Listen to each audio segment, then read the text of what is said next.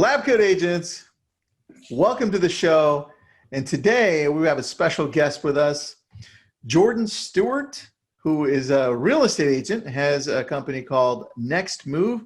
He's with us today so we can go over the process of how he got started working with celebrities or athletes, right? Athlete celebrities, and his progression into that world and what he's doing next. So, Jordan, thanks for being with us, man. I appreciate it. The last time I talked to you, well, it was by text. You're like, you know what?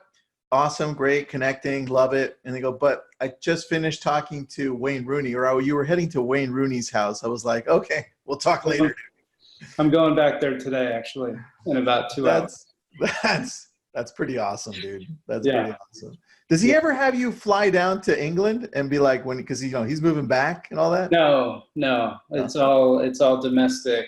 That's the role that we play here. So that's super cool, bro. Well, congrats on that. So tell us how you got started into real estate, and then how this all morphed into what you have now. Yeah, so I'm 37 years old, so I started in real estate about 10 years ago. And thanks again, Tristan, for having me on, by the way. Dude, it's our pleasure, bro. We're going to be learning from you. Yeah. So,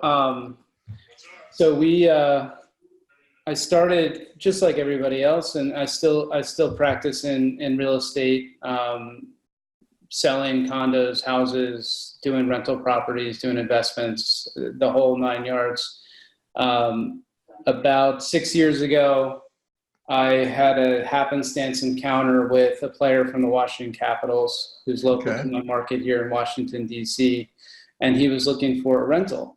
So my initial thought was, how come this player who just made the team is kind of searching around Zillow and contacting an agent off of Zillow that instead of having the team help set him up for an apartment. So when I dove into it a little bit more, I realized that there's a disconnect between teams, professional sports teams, and player housing. And the reason why is they care about wins and losses, health of players, all that. They don't want to deal with leases, with house purchases, off the field, off the ice activities. So it's really up to the player and their family to figure it out. Got it. So I helped that player with the rental. And my first point of this is I have 2 properties currently under contract, one for almost $6 million and one for $3 million right now. But that would never have happened if I didn't start with an $1,800 rental for a rookie NHL player who had nowhere to live, and needed a furnished place for 6 months. Wow. So it's humbling your business to essentially start there in what we all perceive as kind of the beginning stages of real estate. It's assisting with a seasonal lease that requires furnishings. It requires kind of some negotiation with the landlord, and takes away your time from your quote unquote core business that is making you a lot more money and potentially growing your sphere of influence and things like that. So that's where it started. So it's relationships. I operate on the currency of relationships. It's getting into understanding lifestyles. It's getting into understanding the player needs as young athletes versus veteran athletes, that have more of an experience and more of an understanding of how the lifestyle is. When you're getting into a league of the NFL or NHL or MLB, these guys they're just like any other new first-time person in that city. They've never lived on their own, some of them. So you treat the process exactly the same, and you have to be extremely professional the entire time. Dude, that's very true. I think two things that people don't realize is, one, most of the people on professional teams, most of the players on professional teams, they're on a rental, they're on a lease, because they're either on a 1-year contract, right, or a 2-year contract, Correct. and they don't know if they're going to be traded. So we learned that when the Rams came to our town, and we helped out a few of their people to lease, right? Yeah. And then second of all is that most of these people are much younger than we are as real estate agents, right? And we don't realize that, right? An athlete retires when they're like 35, practically. Yep. And so those are the two things that really stood out for me. And you're right when you said, they're just like any other buyer or any other seller. It's very true. So very, very good points, man. So then you're helping out this rookie hockey player, you said, right? Yep. Mm-hmm. And so tell me what happened after that. How did this progress into helping out athletes? So I spent hours figuring out the needs of this player and how to best achieve that, and I put the player in the right situation, the comfortable situation. At that point, you start kind of asking some quiet questions. Hey, do you know anyone else that needs assistance? Start with that. It's not as easy as it sounds. You don't just get access to other players on the team. Everybody is acting independently from each other. There's players on the team, and when you're talking about professional sports, they don't necessarily want their competition on their own team to make the team, because that's taking their space, their spot, their playing time. So there's a misconception that in the locker room, everybody is friends, which is not true. Everybody is not friends. There's a competition within the own locker room, because some guys, guess what, are on the team one day, and then somebody else is being signed and taking their place. So if I'm helping a wide receiver on the Redskins, and he's the 4th wide receiver on the team, and then training camp breaks and the Redskins decide to sign a new wide receiver who is cut from another team, I can't go back to my client and say, hey, can you introduce me to the new guy? That would be super awkward, dude. Very awkward, right? So the new guy is there to take his spot. So you need to start creating, and this is my first, another bit of advice here. You can't just rely on your relationships within the locker room. You need to rely on your relationships outside the locker room. So it's finding those centers of influence, as I like to call it. I never call agents, sports agents, financial advisors, business managers, don't call them gatekeepers. It's kind of a 4-letter word, honestly, because you don't want to treat someone as a gatekeeper. You're not saying to them, I'm literally using you to get to person B. It's very, very disrespectful. So the correct nomenclature for everybody on this webinar is centers of influence. They are centers of influence for the talents. Well, that makes a lot more sense for our world too. Centers of influence, we can all relate with that, right? Absolutely, yes. Sphere of influence, center of influence, either one, COI, SOI. So that's one of the primary ways to basically kind of target this world is ensure that you are performing at a very, very high level as a real estate professional. Stay in your lane. You're not a marketing person. You're not bringing marketing deals. I've actually had people from a real estate industry perspective say, hey, I have a marketing deal. I know you work with some athletes, and I look at them and I say, hey, you're a real estate agent. Let's focus on, do you have a good place for somebody to live? Like we're not crossing over into other industries. So understanding kind of your one purpose, your one job is to essentially have offer a comfortable place to live.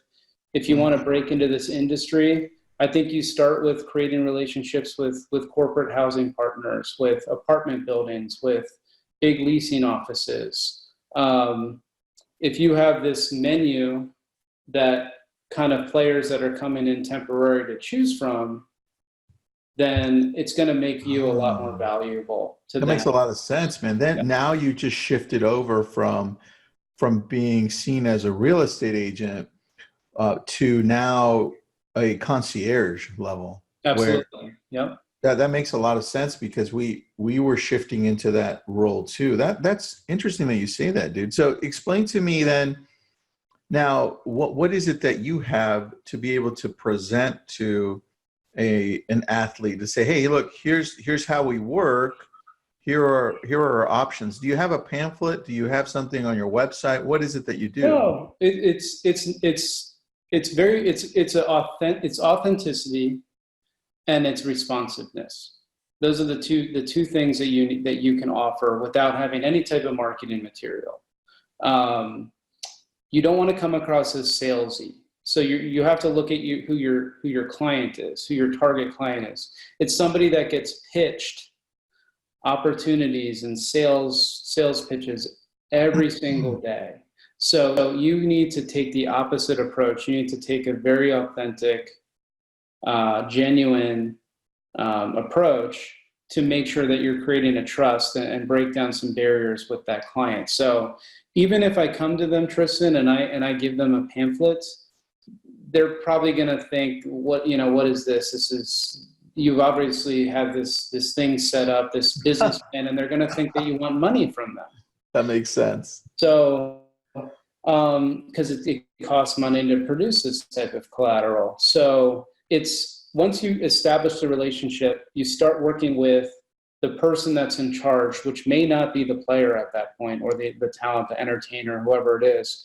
But you work with the center of influence indirectly with that player, and you just basically do your job. You say, okay, you have a 2-year contract. Let's put you in, a lease that's going to maybe have an option for an extension. You maybe in the last year of your deal, let's make sure that we put a trade clause, which is similar to a military clause. If you want to talk about familiarity among this group of viewers right now, the military clause essentially allows, if you relocate outside about 90 miles, depending on the state that you're talking about, you can give a 30-day notice and essentially terminate the lease. Oh, that's awesome. Yep. So we roll in that military clause and make it basically a trade clause. And also understanding the different collective bargaining agreements that each sport has. There's different rules associated with housing. So for the NHL, a player is responsible for the entirety of their lease. There's nothing in the collective bargaining agreement that states that, as far as I understand, this is all my understanding here. Yeah. That states that anybody's going to come and bail out that lease. So you need to ensure with NHL clients and NFL clients as well, the trade clause is there, the release clause. Major League Baseball is a little bit different. So Major League Baseball allows for a player to be traded and then the team to come and essentially pay for the remainder of that lease. So the player is essentially taken off the hook. So this is also why having a specialty real estate agent like myself, or anybody that I coach or works with me in this field, understands, if I refer a baseball player, I can say to that realtor, hey, you're going to work with player X, in Cincinnati, and understand that he can get probably a place that is a little bit more expensive based on his contract, and it's what he wants. He has a dog, so we need it to be a dog-friendly place. But if he gets traded, then the team is going to come and pick up the rest of the lease and pay for it. Makes sense. We should verify that with the team. Always verify, the rules, but that's the difference with someone like myself and an agent in Cincinnati who may have never worked with an athlete before and doesn't quite have that detail. It's similar to being like a short sale specialist or a, military relocation, various designations within real estate. This is kind of the same thing. You need to understand the rules. You need to understand how the sports contracts work. Some are guaranteed, some aren't, all that stuff. So That's awesome, dude. So then take me through that story of you growing from this one hockey player to Mhm. now working with a lot of centers of influence Sure. that have Yeah. opened the doors for you. Yeah. How did that grow? So it's interesting, and this is good advice for anybody on here that's looking to potentially start at almost ground zero and build this out. I was fortunate to start working with a retired NFL player who was an investor in Washington, D.C. He purchased multifamily units with me, and he was a 5-year NFL veteran, I believe, for the Washington Nice. Redskins. So having the curiosity of sports, and if the funny thing is, if you've ever been around retired NFL players, most former players don't have any interest in leveraging their former career. They become a different career, insurance, real estate, financial services, medical sales, coaching. These are kind of the 5 key tenets of post-playing career opportunities.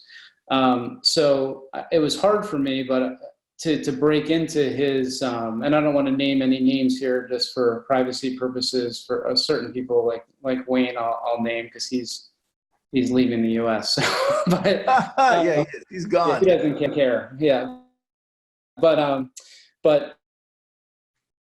I basically said to this former player, hey, can you maybe assist in helping me understand the dynamic of how to maybe work with the Washington Redskins, how to work with current players, what their needs are, how they're unique versus others real estate clients, the ones that who wants to buy and who wants to rent. Because as fun as it is to help with athletes, just doing rentals the whole time, you're going to burn yourself out. And Yep. at the end of the day, we all need to make money, honestly. So, so as it progressed with the relationship with the former player, he introduced me to kind of the NFL circles. I started attending some events locally with the Redskins. There's plenty of events nationally that have parties and networking events like the Super Bowl, the NFL Combine, the NFL Draft. These are big commitments to go to.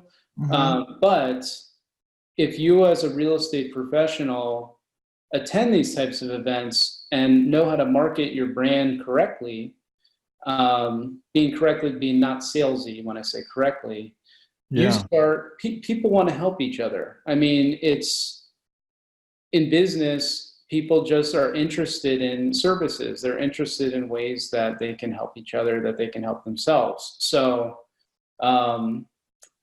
starting to attend things like the Super Bowl, which I've attended the last couple of Super Bowls in the various cities, you meet people. And you have to open up your sphere to nationwide. And Tristan, I think you know this just better than anybody.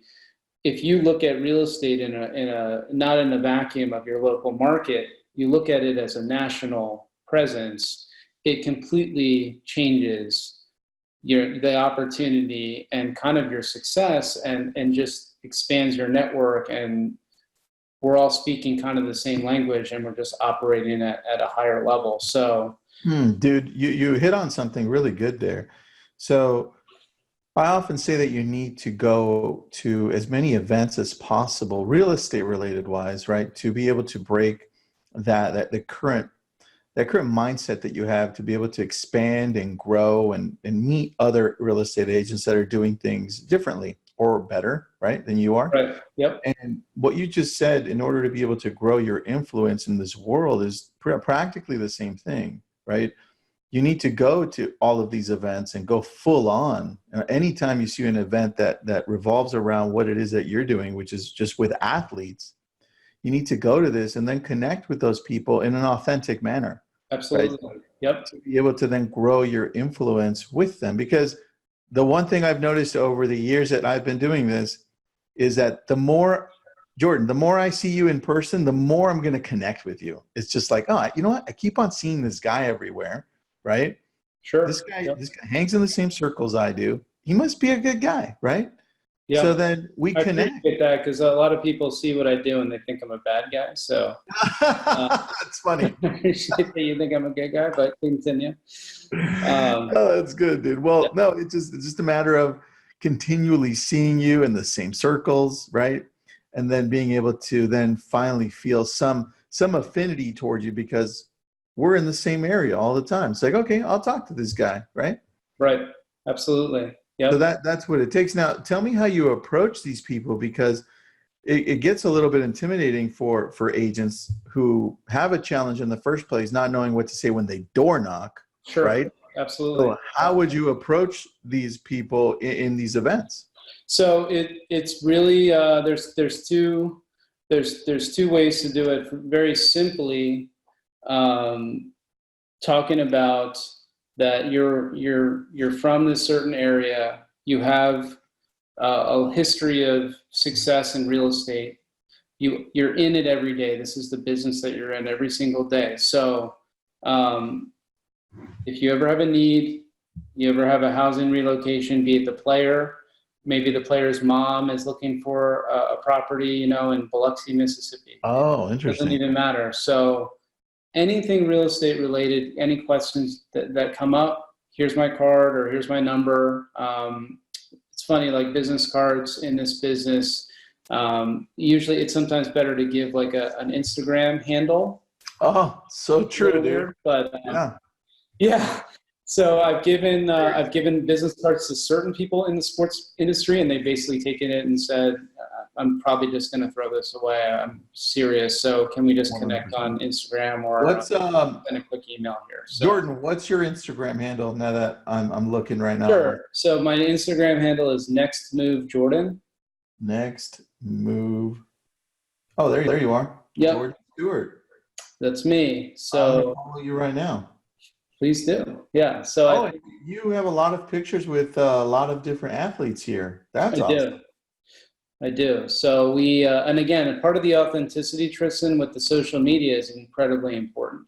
So, and we can get right into this topic. Yeah, let's go right into it because it's segue right here. Sense. So understand that social media, specifically Instagram, is used totally differently than, LinkedIn and Facebook. So my first advice is always, make sure your LinkedIn profile is accurate. Make sure that it's solid. Make sure that you have kind of authentic connections in LinkedIn. Don't jump in there and say, I want to work with athletes and start trying to connect with every major sports agent out there. Bad idea. Keep your LinkedIn to who you know, grow it from there, grow through those connections. If you go through Instagram, which is how I've grown my presence and allow people to see what I do, you don't have to tell people what you do. You can basically create your brand through that platform. And I don't take pictures with athletes that I don't work with.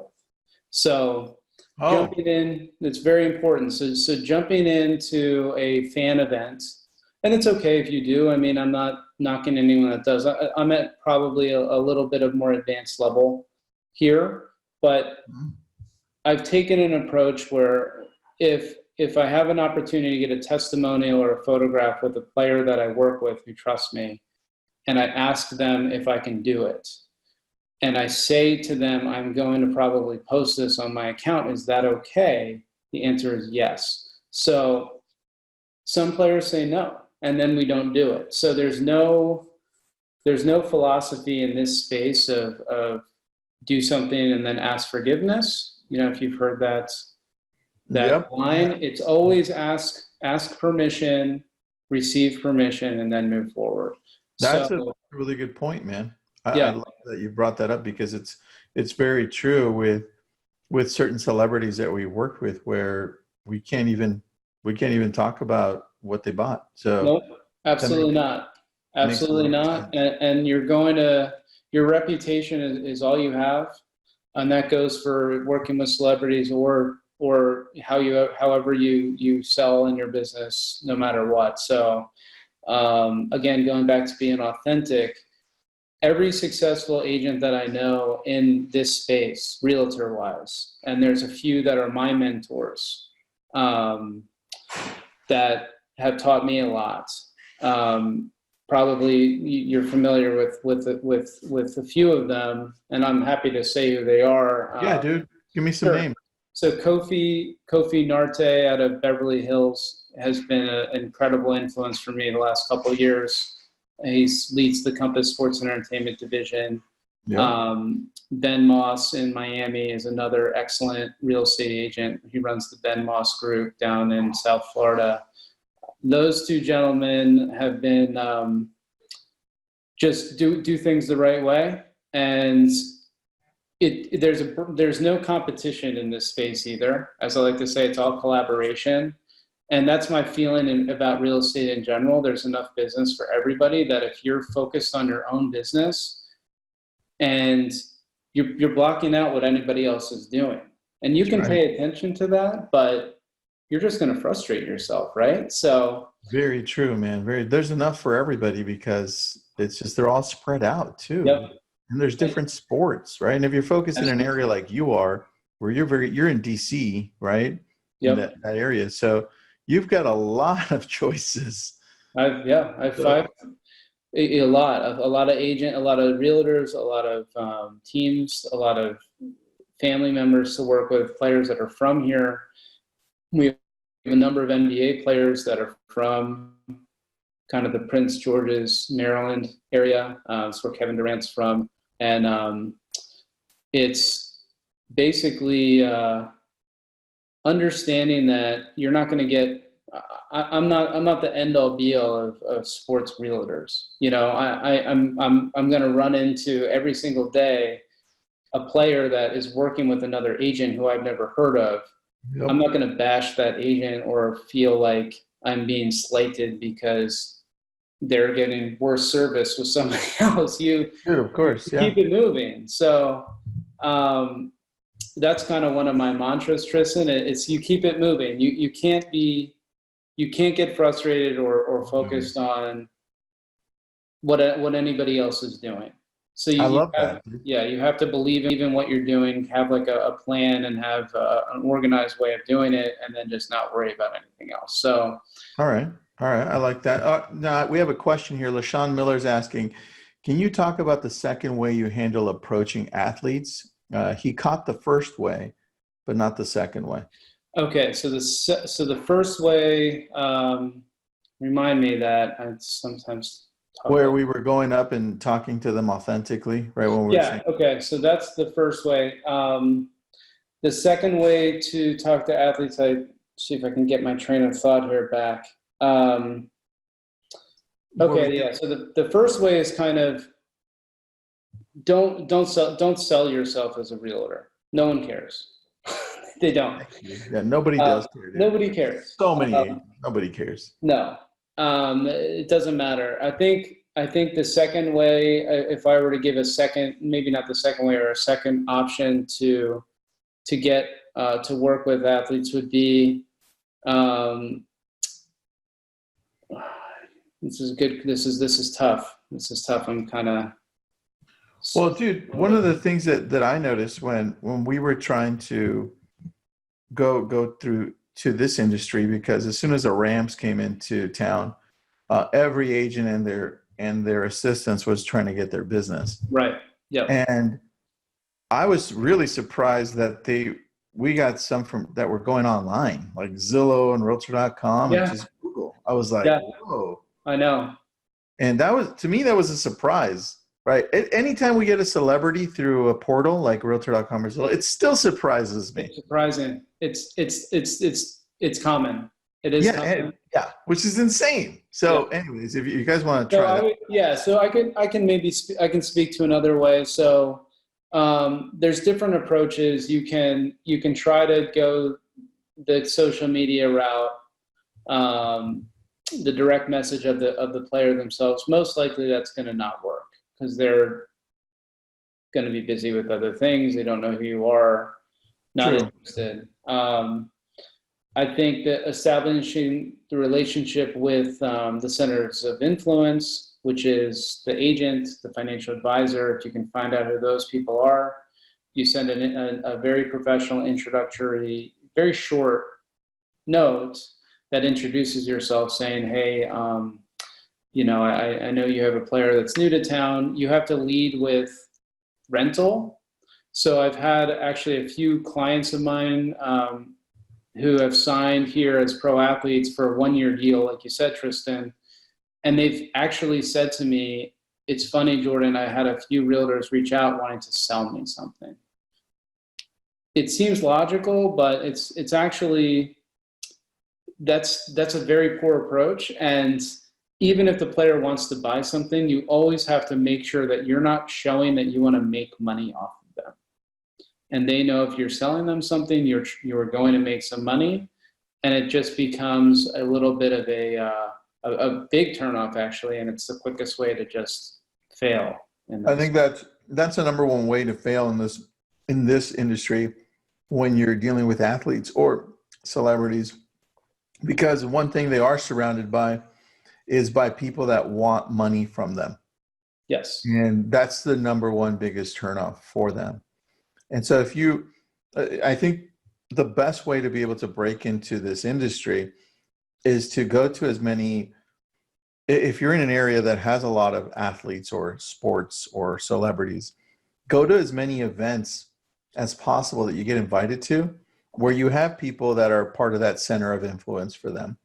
Yep. And these events where you can eventually talk to the people that you continually see, then won't come across as very salesy, right? Correct. One of my brother-in-law, as he was growing up, we both started at the same time.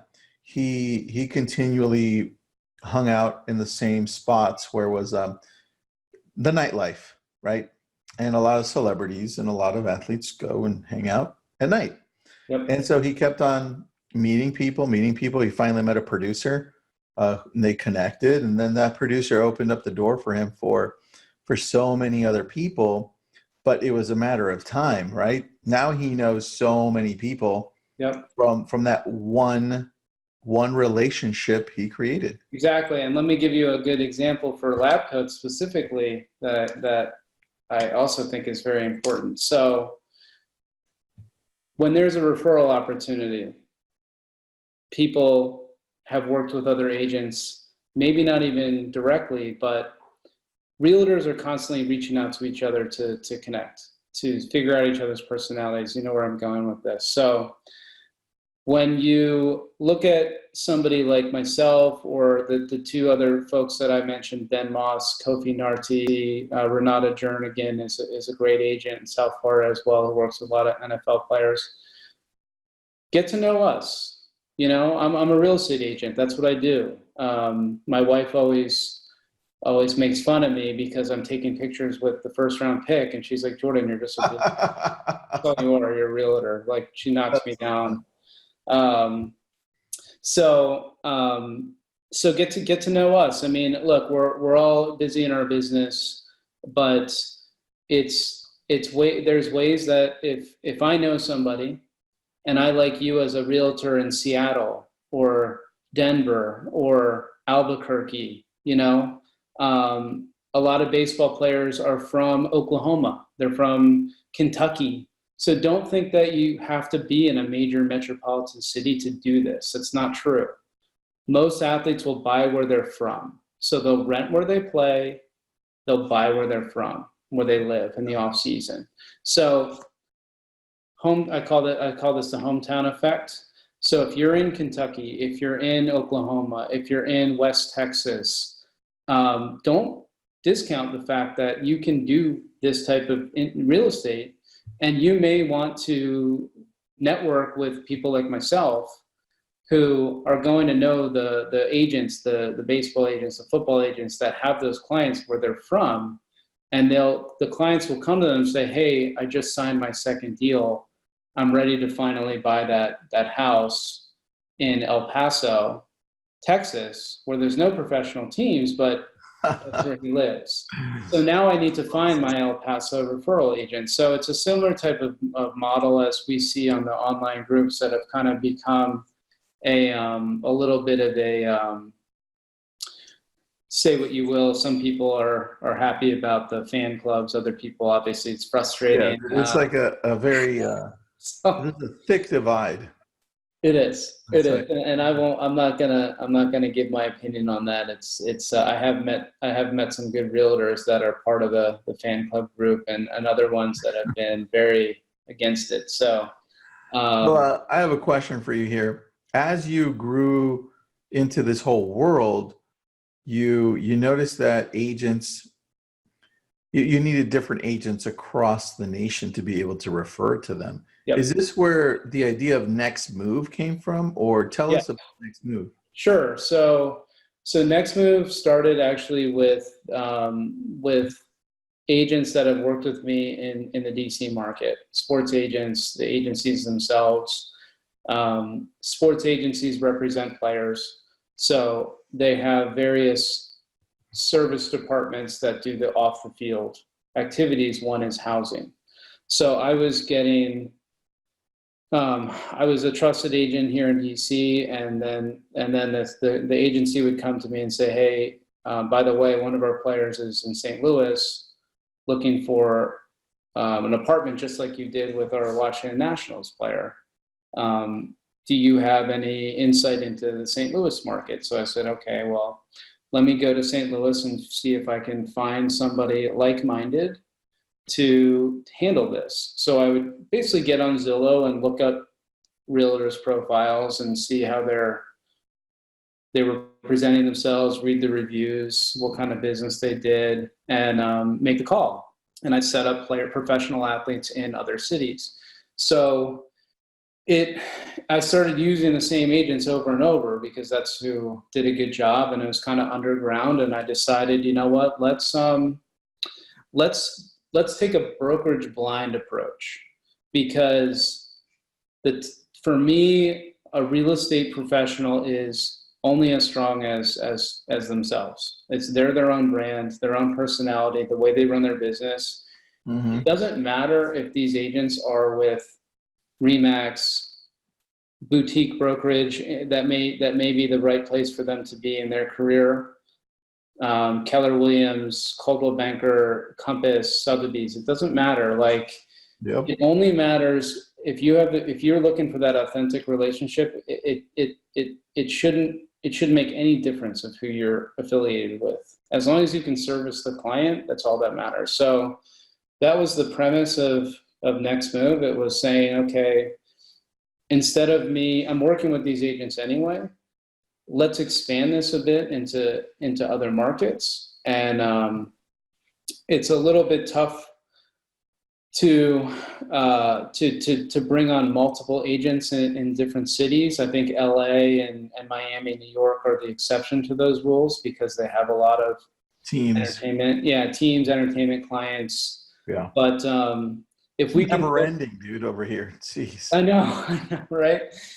But if we can focus on one genuine relationship with a real estate agent in each city, now I can not only refer them athlete business, but we can also create a friendship and also understand their market from a dollars and cents perspective. I mean, I've done more referrals. I think I have 8 referrals, Tristan, right now of non-athletes, just based on the agents that I've become friendly with and known in other cities. So, well, dude, that really stems from your whole approach to this business, and that's the concierge approach, right? Exactly. Yep.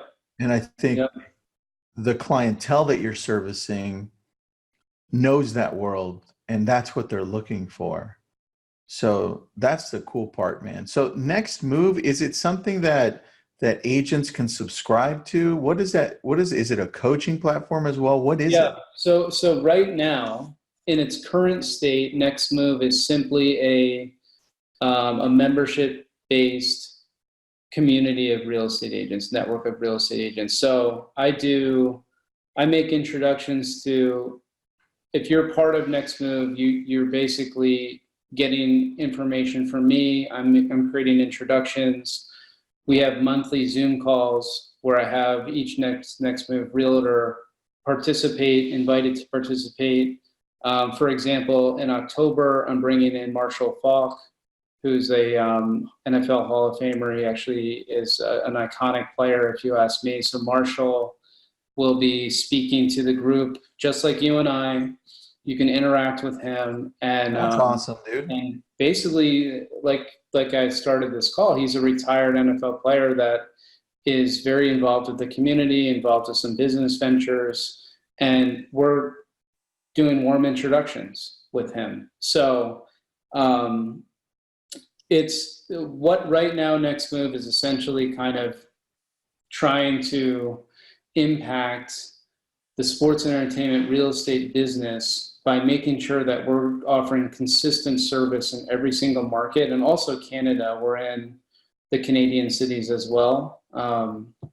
Calgary, Toronto are the two main ones that we've been operating in, but it's going to expand, and maybe you and I will talk about this offline if there's anything that we can do together to collaborate, but I'd like it to be an educational series. I'd like it to be some coaching. There's tons of business. I mean, if you look at minor league baseball, there's 1,600 players, in the system that are all professional baseball players that need a place to live. So it's when you understand that the teams don't want to be involved with housing and it's really a third party system, that's where we can really take control of kind of how are we doing this correctly?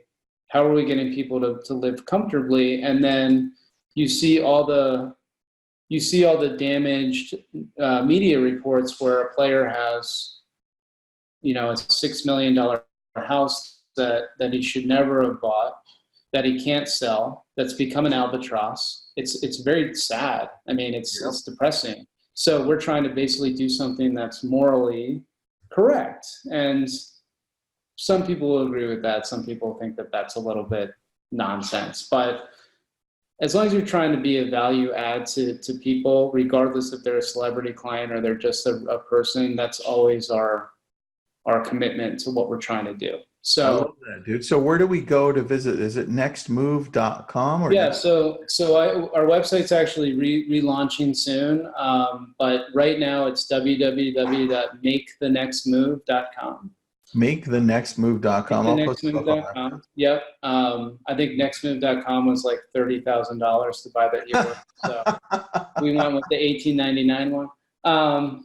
So makethenextmove.com. We have we're on social media. Next_move_network on Instagram. Obviously me, Next Move Jordan.